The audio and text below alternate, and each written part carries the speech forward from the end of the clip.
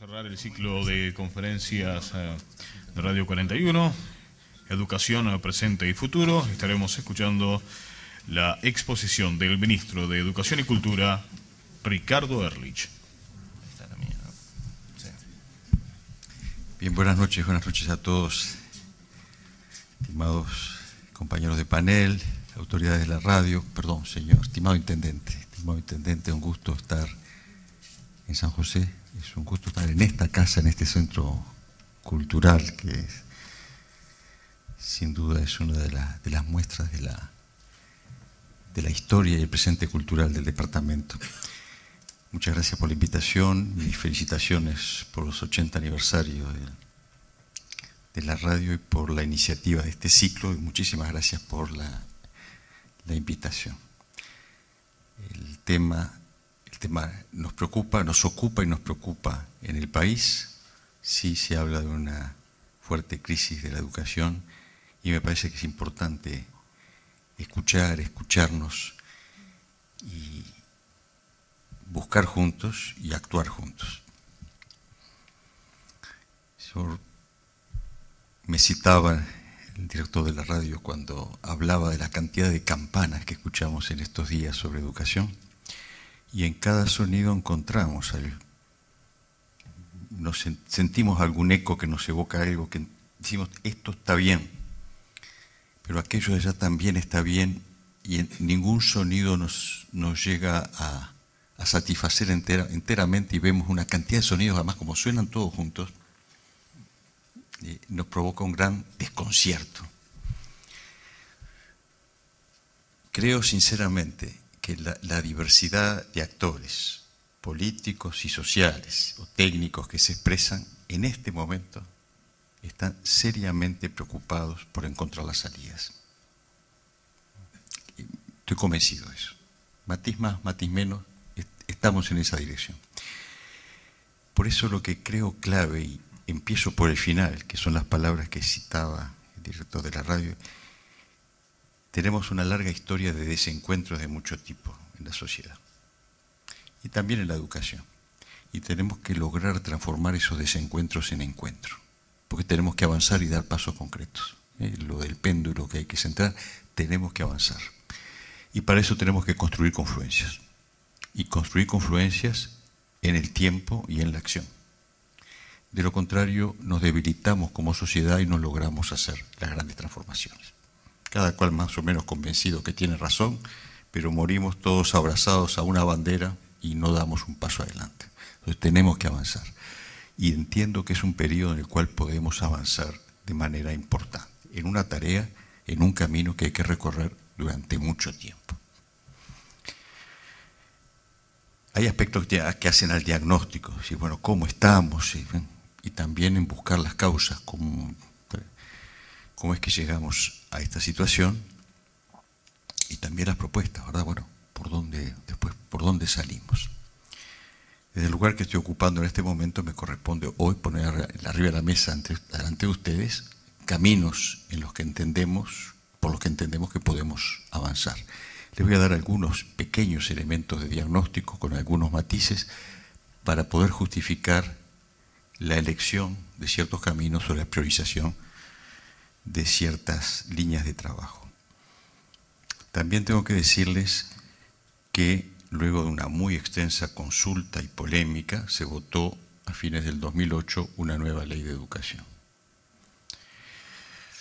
que resultó una especie de síntesis de un conjunto de posiciones que estaban muy distantes, y como toda síntesis entonces y punto de equilibrio logra tener la unanimidad de los desacuerdos, porque está alejada tal vez democráticamente, pero de todos, pero es la ley que tenemos.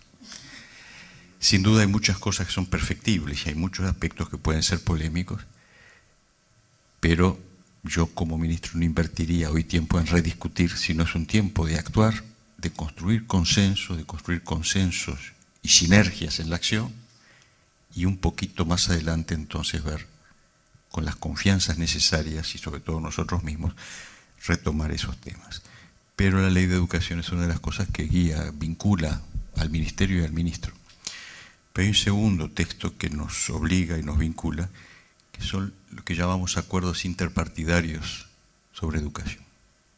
Antes de asumir el nuevo gobierno, antes de asumir el presidente, convocó a todos los partidos con representación parlamentaria a discutir 4 temas para ver si podían lograr grandes acuerdos en temas que eran de importancia nacional, que claramente trascendían un periodo de gobierno y que matiz menos llevaban a compartir grandes rumbos en líneas que tenían que continuarse a medida que fueran sucediendo, alternando los gobiernos. Energía, medio ambiente, seguridad y educación fueron los temas. Los acuerdos interpartidarios en educación para este ministro son vinculantes, es decir, marcan un camino. Lo haremos mejor, lo haremos peor, pero son los que marcan el camino. Entré en más detalles, pero eso me parecía que era importante señalar. Hablamos de crisis de educación, yo comparto totalmente que la educación está en crisis.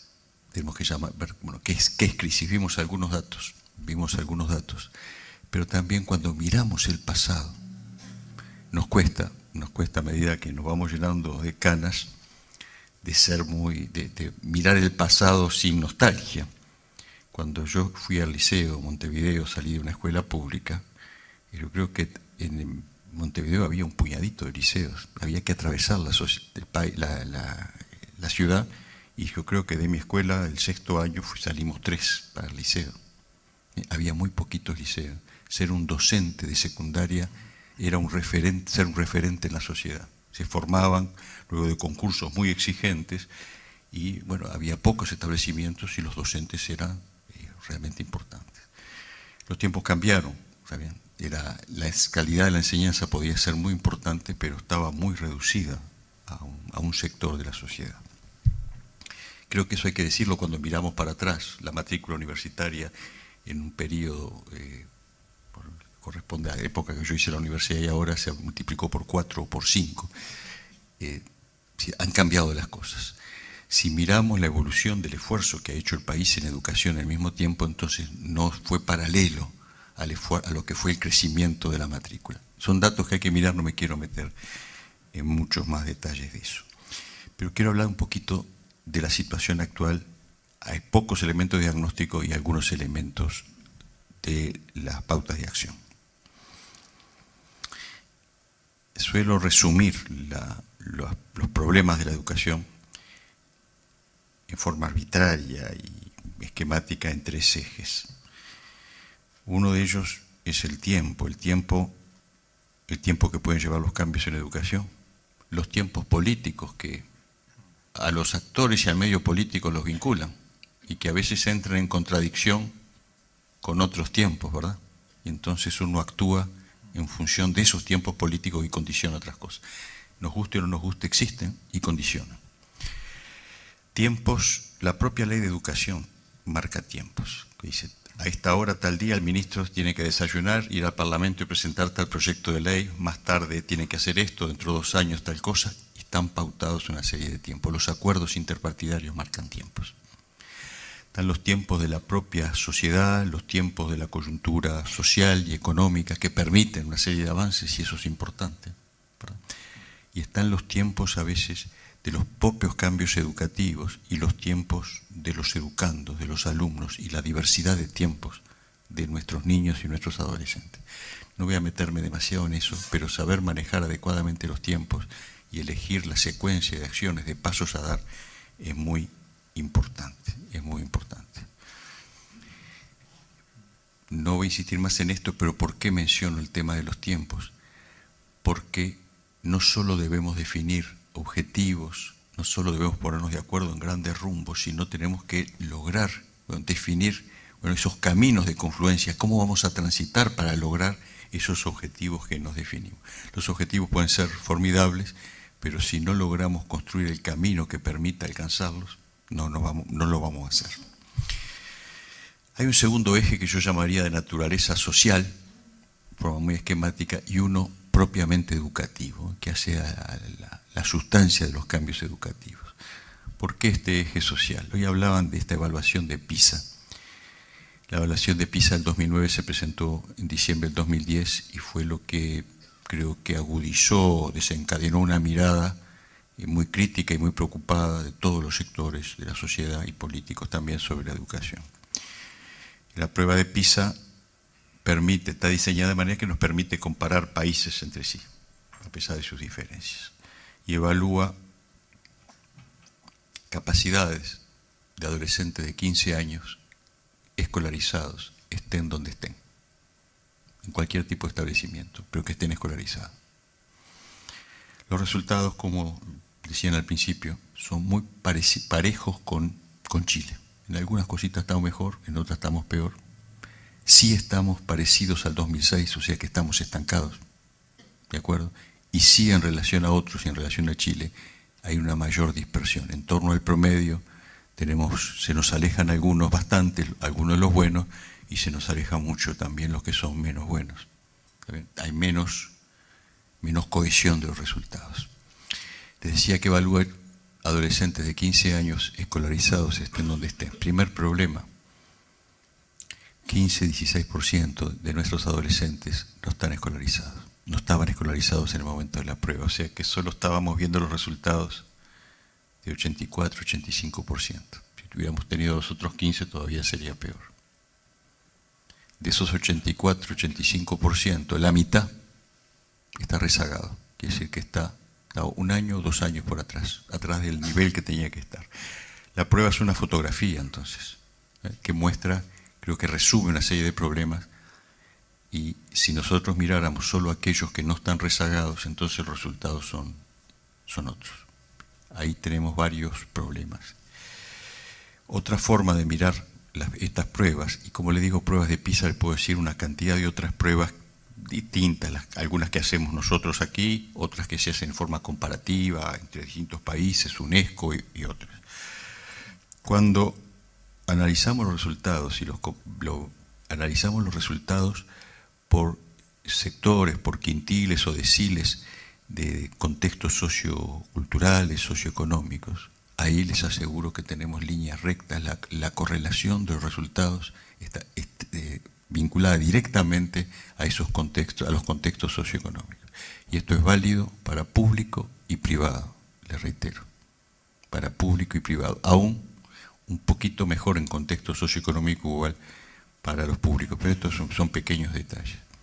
O sea que esto muestra que me parece que esta es una indicación importante. Como ministro de Educación me preocupa todo el sistema educativo, el público y el privado. El público forma parte, pues, según lo que se considere, 80%, 85%, poquito menos, según interior capital, según primaria, secundaria o terciaria. Me preocupa el conjunto. Cuando miramos ahora del otro lado de los mejores resultados y nos comparamos también con los países de la OCDE, porque debemos compararlos, y yo estoy de acuerdo, no con nuestros vecinos, que está bien, pero tenemos que compararnos con el lugar a donde queremos llegar. Tampoco estamos tan bien como deberíamos estar en nuestros mejores resultados. Nos preocupa todo el sistema educativo. Habiendo dicho esto, en ese eje social, que ustedes vieron algunos números, es decir, termina en el primer ciclo de enseñanza media unos casi 70% de nuestros jóvenes, y un poquito más del 30% terminan el segundo ciclo. Segundo ciclo es obligatorio desde el periodo de gobierno pasado. Si vamos mirando los distintos sectores de la educación, en educación preescolar, para las edades 4 y 5 años la cobertura casi es completa. 5 años supera el 95, 98, 4 años se está acercando esa cifra, va aumentando en 3. ¿Está bien? No estaría mal si no fuera por un problema que les voy a decir ahora. Primaria, la cobertura es completa, prácticamente completa. Y ahí, bueno, es un resultado histórico importante de Uruguay. Pero si nos acercamos a esos resultados, en primaria la cobertura es completa, pero no todos los niños avanzan a la misma velocidad. Tenemos 2 problemas muy serios, que son el rezago, y si se nos van repitiendo, y la falta de asiduidad, las faltas.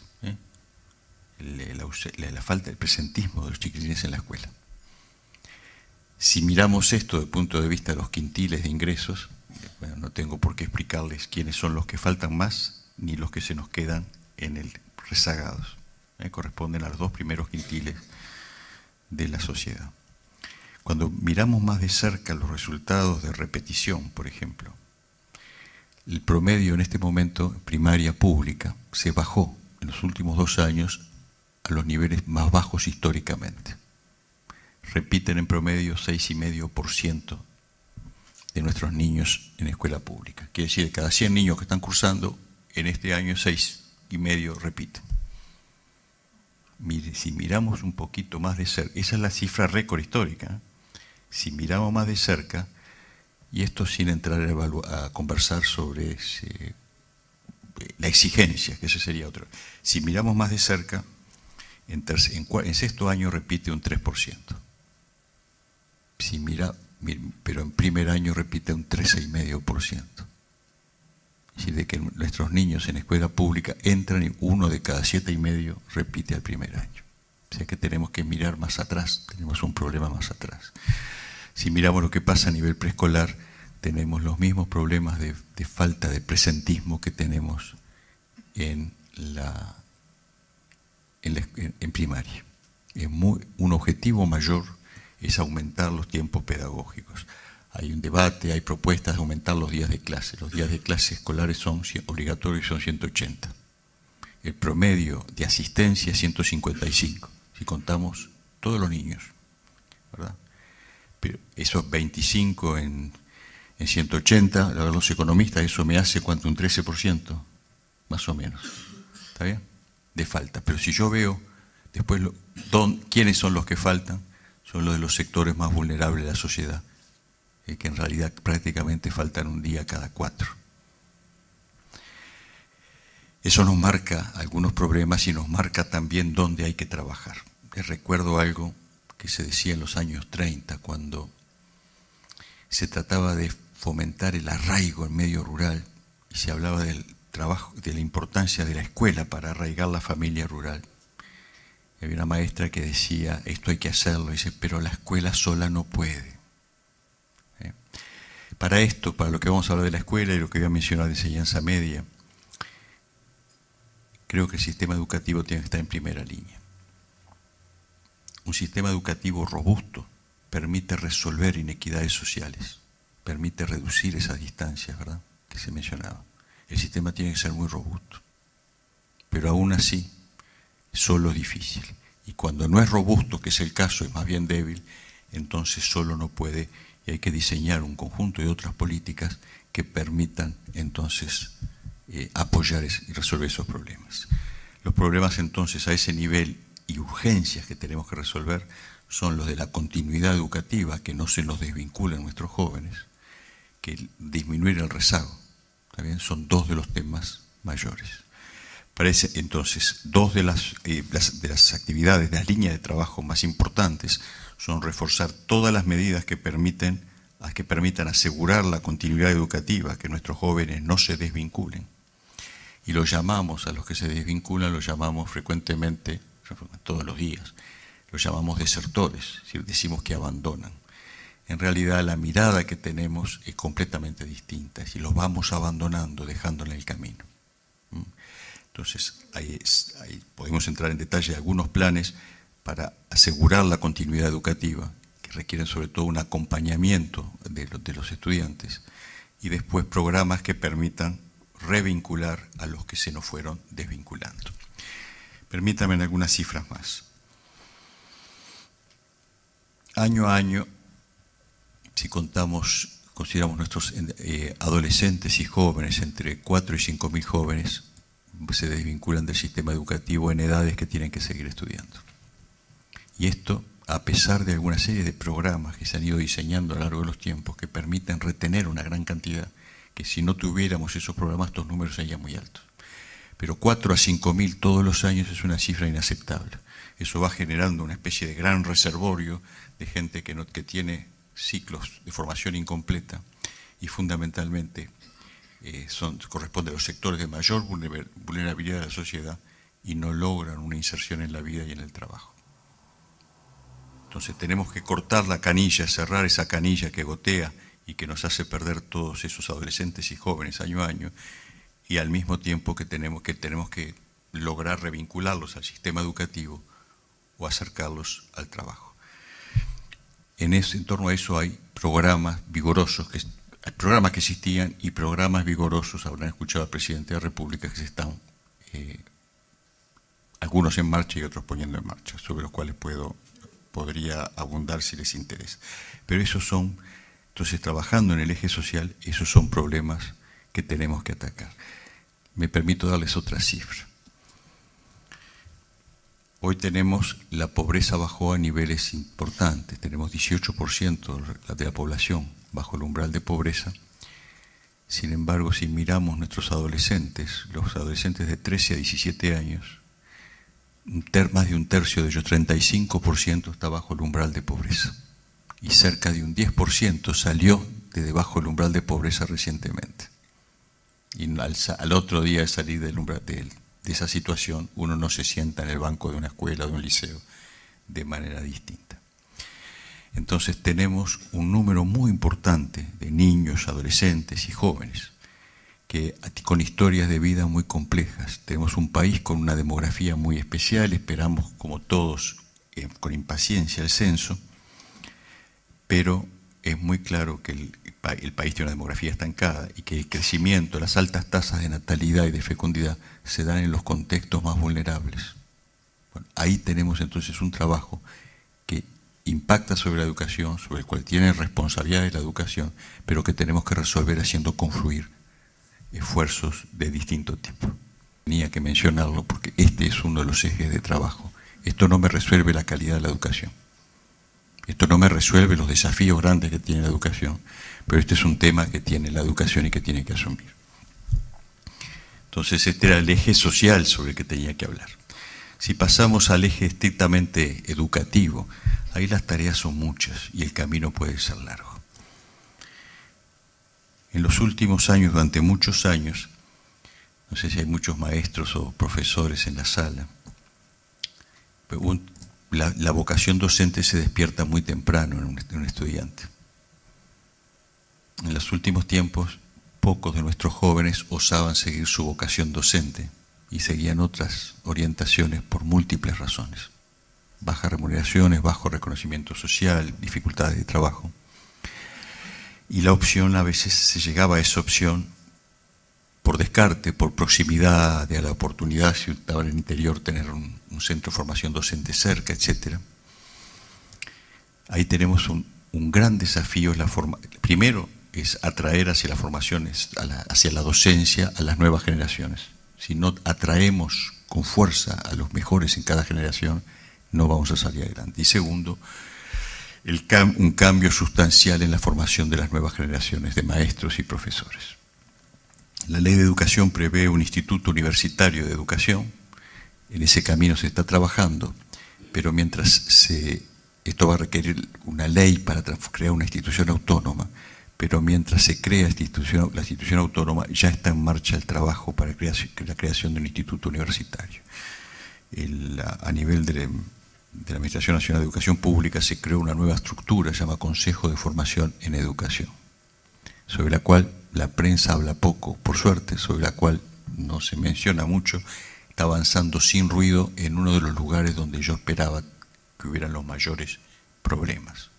Se trata de hacer serias transformaciones en la formación de los docentes. Este es un eje en el cual hay que insistir y trabajar muy duro, porque mientras discutimos, mejoramos una cantidad de cosas, si no vamos formando a los nuevos docentes de manera distinta, no hay salida, ¿verdad? Mientras se hace eso, nosotros tenemos que lograr que cada uno de nuestros docentes, de maestros, profesores, maestros técnicos, de los cuales la mayoría está dejando la vida en el trabajo, pueda renovar su compromiso día a día, pueda ser estimulado a superarse. Tenemos que cambiar la forma de la carrera docente, y ese es otro de los ejes. Si las promociones no pueden centrarse solamente en la antigüedad, sino tienen que haber estímulos como los que escuchábamos hace un rato, primaria está en ese camino, esperamos que siga el resto. Ese es un tema importante. Otro de los cambios, tenemos un sistema en enseñanza media de profesores que van corriendo de un lado para otro por todos lados, con lo cual el vínculo directo con cada alumno es muy pequeñito. Un paso importante, que espero que se dé en el 2012, es que casi un 25% del personal docente pueda radicarse en un solo establecimiento. No son medidas que cambien radicalmente la educación, pero son pasos importantes. Tenemos que cambiar las instituciones. Bueno, otra de las cosas importantes es la siguiente. Tenemos que crear una nueva institucionalidad, tenemos que lograr quebrar, cambiar las viejas instituciones. Eso da muchísimo trabajo. Crear instituciones de este siglo, crear instituciones que puedan ser fecundas.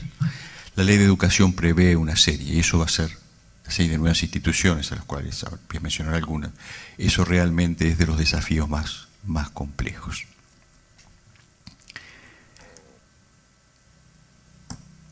Una de las apuestas más grandes es el acercar la enseñanza técnica y la enseñanza secundaria, de separar las barreras entre las dos. La ley de educación define muy bien eso, no se hace fácilmente. Una propuesta que está en marcha es la de crear nuevas instituciones de enseñanza media, donde la enseñanza secundaria y la enseñanza técnica, donde la enseñanza que alienta y desarrolla la inteligencia de las manos, pueda estar al lado de la enseñanza media general. Ya no es la preparación de secundaria para ir a la universidad, es la preparación para la vida y acercar la enseñanza media. Esperamos, la propuesta de la ANEP es que en el 2012 se van a crear 40 nuevas instituciones de esta enseñanza media, donde la enseñanza técnica, UTU, y la enseñanza secundaria estén juntas. Objetivo mayor, tanto en primaria como en enseñanza media, aumentar los tiempos educativos, los tiempos pedagógicos. No voy a extenderme con las escuelas a tiempo completo ni a tiempo extendido, pero están apareciendo los liceos a tiempo completo. Conozco bien la experiencia jubilar, que realmente merece un estudio atento, ¿verdad? Pero quiero decir que hay otras experiencias. El Liceo de San Luis, kilómetro 63, al este, primer liceo a tiempo completo, lo seguimos con lupa, no tuvo prácticamente deserción en este año. Si no hubo unos elementos sobre estos componentes, permítanme pasar algunos referentes generales. Y voy a hablar algunas palabras de enseñanza terciaria. Uno de los grandes ejes de trabajo es la mirada al conjunto del territorio. Sí, la enseñanza está concentrada en la capital y el área metropolitana, no toda, pero casi toda. La terciaria, sin ninguna duda, fuertemente concentrada. No se trata, sí se trata de concentrar y descentralizar, y está muy bien, pero no solo eso. Se trata de que la educación acompañe los proyectos de desarrollo de cada una de nuestras regiones. No es traer una nueva propuesta a San José o a Florida, a Flores o a Durazno. Es que la región y los departamentos tengan un proyecto de desarrollo que requiere una educación distinta, una nueva educación. ¿Está bien? En ese sentido se viene trabajando, y el encuentro reciente intendente con las 6 intendencias de la región sudoeste y las autoridades de la educación, que concluyó en una serie de acuerdos, me parece que va en ese camino. Entonces, una mirada al conjunto del territorio, descentralizar, desconcentrar, pero organizar la educación mirada desde cada uno de los territorios. Con esa mirada se está desarrollando la enseñanza terciaria en general, a la cual me voy a referir. Entonces, uno de los ejes de cambio es la mirada desde el conjunto del territorio. La segunda es considerar a la educación como un sistema, todo el sistema público y privado también. No voy a entrar en detalle, pero cuando en la universidad nos dicen que entran en los primeros años con problemas, que hay que trabajar antes, cuando en enseñanza media nos dicen que entra en enseñanza media con problemas y que hay que trabajar antes, cuando en primaria nos dicen no, pero ya repiten cuando empiezan, terminamos en la pancita de las chiquilinas embarazadas. Tenemos que trabajar con todo el sistema y trabajar en lo que se llama interfaces. Eso marca otro de los rumbos y tiene que haber una coordinación, complementación entre los distintos actores. Entonces, territorio, trabajo como sistema, y el otro punto es el de los cambios institucionales, el de crear una nueva institucionalidad. Nuevas instituciones, un instituto terciario superior, un instituto que pueda formar en periodos cortos, técnicos de alto nivel, estructuras de tipo politécnico repartidas por todo el territorio nacional. Se está previendo 5 grandes centros en distintas partes del país. Otra institución que nos va a dar más trabajo en lo que tiene que ver con la formación de los docentes es el Instituto Universitario de Educación, que viene avanzando su trabajo. La creación de una institución autónoma va a ser un problema complejo, pero va a apoyarse en la treintena de centros que están en distintas regiones del país, distintos departamentos. Parte de la nueva institucionalidad es el desarrollo del proyecto de la Universidad de la República, que ha creado 3 centros en el este, noreste y noroeste, y prepara, intendente, espero que avancemos rápido, una propuesta para la región centro-sur-oeste. Sobre ese esquema, si logramos que estas instituciones sean navegables, entonces podemos crear un sistema donde no va a haber una facultad de medicina por departamento, ni una facultad de derecho, ni una de ciencias económicas, pero se puede navegar en todo el territorio, se pueden hacer partes de carrera, y algunas carreras van a estar localizadas en algunos sitios y no en otros. Recuerdo que en Salto estaba recursos hídricos, va a ser la única licenciatura en recursos hídricos del país, como en Rivera la única en recursos naturales, en fin. Entonces van a haber especializaciones regionales. En ese sentido vamos trabajando, y esto forma parte de los cambios institucionales. El otro instituto que tiene que ver, que ya está pronto para nacer, y diputados estamos esperando que nos ajusten algunos detalles en el Parlamento, es el Instituto Nacional de Evaluación Educativa. Hay que hacer un seguimiento de la educación continua. Este instituto previsto en la ley está todo pronto para implementar, está financiado, estamos esperando un detalle legal que espero que se ajuste en semanas. A propósito de evaluación, hay un tema que hoy no hablamos y no vamos a hablar, que es Ceibal. No podemos hablar de educación sin hablar del plan Ceibal. Va por las 450 máquinas, está avanzando en enseñanza media, con todas las transformaciones que ustedes saben. No sé si hay profesores de enseñanza media que están manejando Ceibal, los prácticos, los robots dirigidos por Ceibal, las bibliotecas, la accesibilidad a bibliotecas enteras por Ceibal, toda una cantidad de otras cosas, que es una apuesta a corto y largo plazo, pero cuyos resultados ya estamos viendo. Pero quería decirles algo del Ceibal. Hace poquitos días se completó la primera gran evaluación en línea. Simultáneamente, en todas las escuelas del país, los alumnos de 3º a 6º año completaron pruebas de matemática, de comprensión lectora y de ciencia. No tengo los resultados yo todavía. A los poco rato de completarse las pruebas, todos los docentes y en todas las escuelas se tenían los resultados alumno por alumno. Me parece que eso acerca una mirada en el sentido de algunas de las expresiones que escuchamos hace un rato. La evaluación es un elemento importante. Bien, entonces, dentro de todo esto, ¿en qué podría yo el acento? Entonces, cambios institucionales, cambios en el eje social, la mirada territorial, las nuevas instituciones, se requieren cambios del propio contenido y de la calidad educativa. Y eso se construye, no voy a entrar en detalle, pero eso es de los desafíos más grandes. Ese es un recorrido importante que nace y se cultiva cuando se forman los docentes. Tenemos que apoyar la formación de los docentes en servicio y trabajar duramente, también estimulando a los distintos centros educativos para que desarrollen propuestas con independencia, con creatividad, y que puedan estimular el desarrollo de sus docentes. Pero todas estas cosas solo las podemos lograr si se crea en el país un contexto de confianza, un estímulo con componentes materiales, pero con un estímulo moral fuerte, con una sociedad que empuja. Hoy la preocupación que tenemos y que compartimos desde el ámbito social, desde el ámbito político, tiene que transformarse en una confluencia en la acción. tenemos que poder respaldar grandes líneas de trabajo, tenemos que llegar a acuerdos nacionales, tenemos que llegar a un gran consenso para poder avanzar. Cuando empezamos a sumar, las tareas nos parecen más chicas. Cuando logramos ese acuerdo hace poquitos días en la ciudad de Trinidad que mencionaba, con las 6 intendencias de la región y el sistema educativo, los problemas se nos achicaban. Problemas serios que tiene la educación, nuevos locales que atiendan la superpoblación, nuevos locales que atiendan las carencias de centros educativos, nuevos locales para nuevas propuestas y después el mantenimiento y la reparación. Esa es una larga historia. La ANEP acaba de diseñar nuevas herramientas, firmó con la Corporación para el Desarrollo, lo que esperamos puede ser una vía rápida en ese sentido, pero en unas pocas horas de charla con los intendentes se lograron 3 acuerdos.